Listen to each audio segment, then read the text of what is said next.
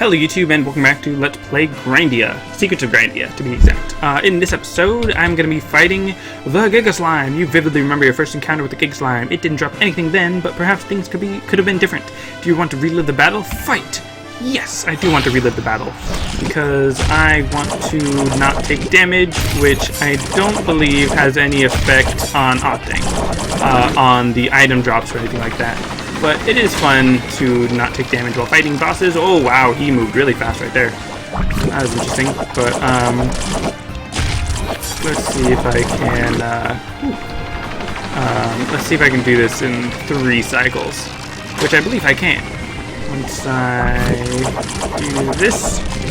Oh, ooh, that was a nice dodge by myself. I don't know why I keep complimenting myself, which I guess is probably because it's or whatever, but you know. Does he drop anything? He did! He dropped the slime cube, which is actually the only drop that I need from him, so I'm actually just gonna leave. Okay, that was fine. Beat him the first time, and that's it. Okay. Because the reason why I needed that is because of the, whatchamacallit, the craftable item things. 1 slime cube only dropped by the thing. Huge cube of green slime. It's wobbly yet surprisingly sturdy. Green goo. I only own 16. I need 25. The sticky remains of green slime. Yuck. As well as the adventurer shirt. I already know what it is because I played this game multiple times. So I'm going to track that so that now in the top right corner you can see the unknown armor. Oh, fur vest. That's right. It is a fur vest, not the adventurer shirt. However, I need to get the adventurer shirt to make the fur vest, and to get the fur vest, I need to defeat more rabbies. So down here, some people might not know that there was a treasure chest, and that treasure chest gives you an adventure shirt. If I go here again, go down to armors, yes, I need 30 rabbit furs in order to make the adventurer's shirt. So I'm actually going to track this one instead, and I'm going to try to defeat more than 24 rabbits, that's for sure, because I'm going to need more than 24.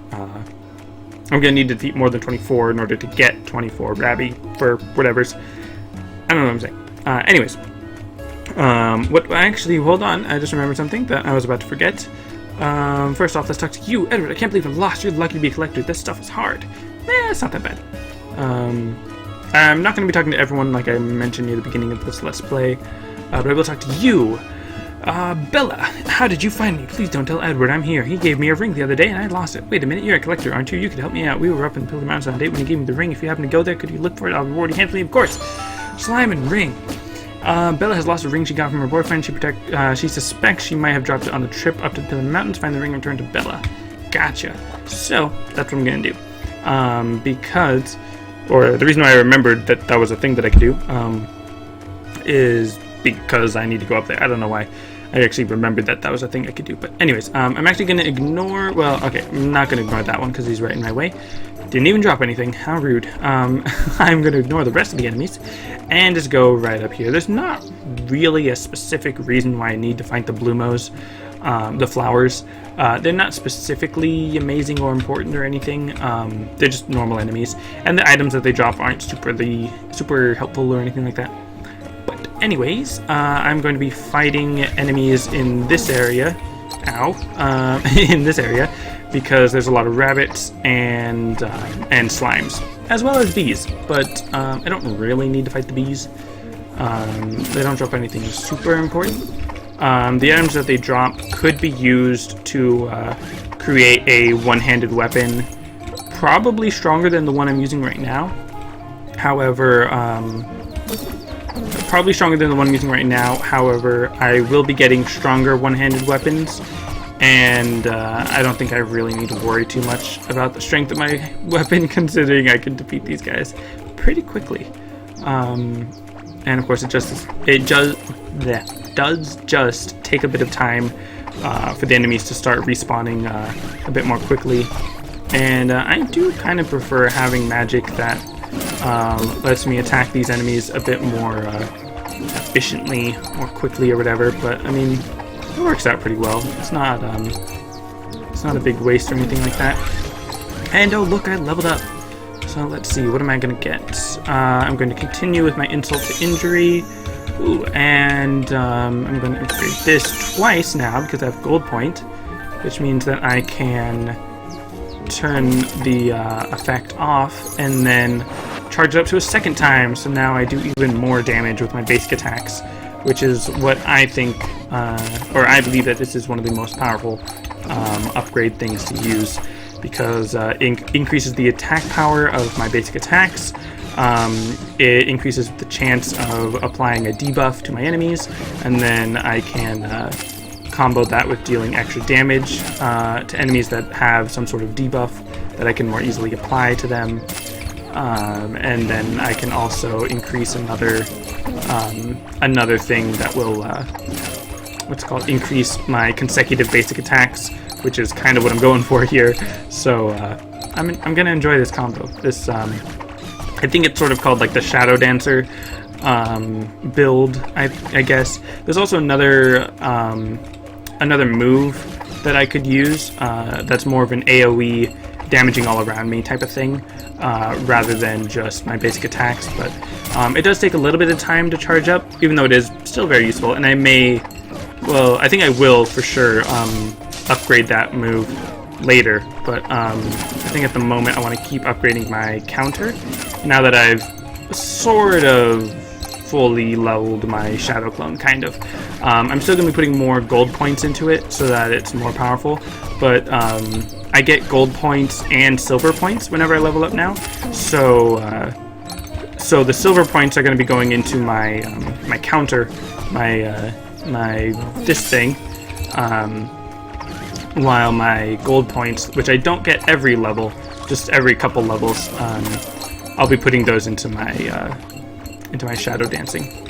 Not Shadow Dancing, that's not what it's called, Shadow Clone. And this is the part of the game where I enjoy it. I enjoy farming like this. I don't mind it. It's still fun. I enjoy just destroying my enemies like this. But it would be nice if it was a little bit more easy, I guess. Not easy, but like a little bit more streamlined, where I don't have to run around necessarily so much.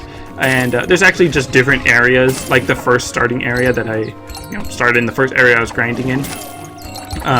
I could go there and grind more slimes and rabbits a little bit more easily, but I wanted to grind here because then there's also the chance of me fighting some bees, which not only, like I said, can drop items that could get me a better one-handed sword, which of course would be nice, but then also if I get the card that drops out of the bee, then I will have extra shield durability, which will come in handy if I'm ever fighting something that I need to block against, basically, like the Giga Slime, because, spoiler alert, there's a stronger version of the Giga Slime that I would like to fight eventually. Maybe not this episode, maybe not next episode, I don't know when, but there's a stronger version of the Giga Slime that I would like to fight, and it would be nice to have a stronger shield, better shield durability or whatever, so that I can block his Beyblade move, basically.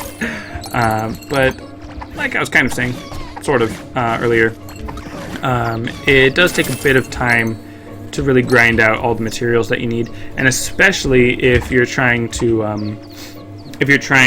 grind out all of the cards from all the enemies, it does take quite a while. It doesn't take like 50 hours or anything, I mean, depending on your luck, really, but and how you're grinding and all that. But I was able to collect every card, I believe. I might have been missing one, but pretty sure I had every card. And I was only missing like one item drop from a certain person, from a certain enemy. Yeah, when chaining normal attacks, every other strike gets a damage boost of 10% per level. So every other attack is going to eventually get up to like 30% extra damage because of my because of putting 3 points into that skill. So yeah, chaining basic attacks, specifically like against the Giga Slime or any other bosses that I can chain my basic attacks against, is going to be doing more damage. But you can, like I said earlier, you can see in the top right corner for the unknown armor, you can see the adventure shirt and the rabbit fur and all that. So I still need 12 more rabbit furs, and I believe I might still need more slime goo stuff in order to make the next level of armor, equipment, and stuff. So let's see, this is now 10 more rabbit fur. and then we'll see how many slime goo things I need after that. I probably won't need that much more slime goo afterward, because there are quite a few slimes here that I am defeating quite a few of. It'd be kind of nice, just as a general suggestion to the game developers and all that, if any of you are watching. Probably not, but maybe. I don't know. If any of you are watching, it'd be nice if there was a way to see how much experience each enemy gave, and how much experience I need till I level up. Stuff like that. Because right now I do see the bar of experience or whatever, but just to see the numbers would be kind of nice. Maybe even put it as a percentage. Maybe, I don't know. Or like on the bar, see the percentage that I need, and then just on the enemy see the actual number or something. I don't know. I think it'd be cool. Or maybe even just as sort of the way that you can track the items that you're collecting in the top right corner. If you could maybe track how much experience you're gaining, that could possibly be a thing. That could be a thing. But getting all these carrots. Let's see. And also maybe if when you're tracking a certain item drop, like I am now, if maybe that could slightly increase the rate at which it dropped, at least in comparison to other items, like the carrot that drops out of the rabbit. If maybe tracking that I need rabbit fur would give it a slightly higher chance to drop the rabbit fur rather than carrots. And not like it will always drop 5 rabbit fur every time you hit the enemy or anything like. Yeah, obviously not something super extreme like that, but just to have it a slight advantage over the carrot rather than like always being rabbit fur or giving me a ton of rabbit fur or anything like that. But just a suggestion, obviously. I can understand why you wouldn't want to do that, because then it sort of makes it too easy, or not maybe too easy, but just easier for the wrong reasons, or something like that. I don't know. Or even if, just another suggestion would be if, like I said, while I'm tracking rabbit fur, if it would spawn more rabbits in this area rather than slimes and bees. That could be a thing, maybe. But again, it would kind of be making the grinding easier for possibly the wrong reasons. Or something, I don't know. But we shall see. If there was a way, though, I mean, I would appreciate it. Again, it would kind of, it's sort of a slippery slope, because then once you start going down that path of like, oh, well, why don't we just make this thing easier? Or why don't we just make that thing easier? And then you eventually sort of end up with just, you know, making it super easy to grind for everything. And I don't know, I didn't really expect it to take this long to grind out all these materials, and hopefully my commentary has made it enjoyable enough for just the constant grinding that I'm doing on screen. Because as you can tell, it is taking, I'm guessing, about 15 minutes. Well, let me actually check how long I've been recording. About 13 minutes. So it looks like I could probably reach my goal of 30 rabbit furs before the end of the episode. I only need 3 more. And then we'll see if how much more slimes I need. And while I would like to only kill rabbits, you know, because that's always a nice thing to say every day, but while I would like to specifically farm those enemies, I do need to kill the slimes in order to make those rabbies spawn. And that is a lot of slimes. And I can just take them down for one shot, which is very nice. Very rewarding. And just slice them down. I don't even need to stun them with my shield. Okay, so I only need 2 more. Just 2 more, and all these slimes, all the apples, and the slime goo. Alright, let's see, just 2 hits on that. Alright, 1 more rabbit fur. Should probably actually focus the rabbits that I do see on screen. That's a carrot, not a fur. And is this gonna be, no, it's a carrot. Okay. Slime, slime, slime, slime, slime. Here's rabbit. Can you give me your fur? Maybe? No, not even a carrot. Ow.